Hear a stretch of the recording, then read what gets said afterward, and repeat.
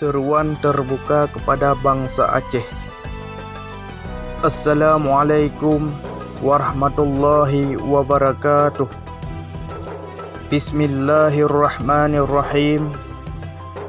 Dengan hormatnya, saya selaku Perdana Menteri Aceh Darussalam menyerukan kepada seluruh bangsa Aceh di mana saja berada,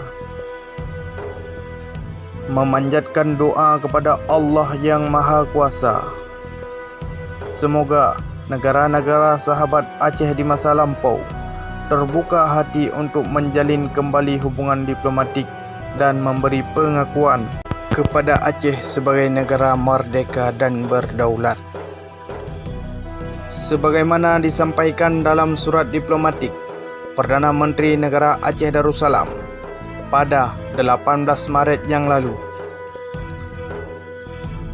Dengan upaya hubungan diplomatik ini, kita elakkan untuk berperang menggunakan senjata melawan Indonesia demi menyelamatkan dari korban harta dan nyawa bangsa Aceh.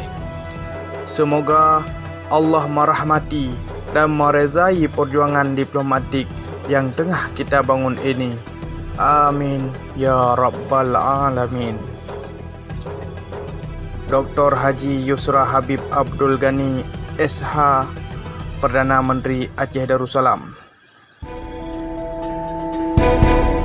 Demikianlah seruan terbuka kepada seluruh bangsa Aceh bansigem dunia untuk sentiasa berdoa kepada Allah Azza wa Jalla. Semoga Allah memudahkan perjuangan ini dan didekati dengan kemenangan. Amin, amin ya Rabbal Alamin.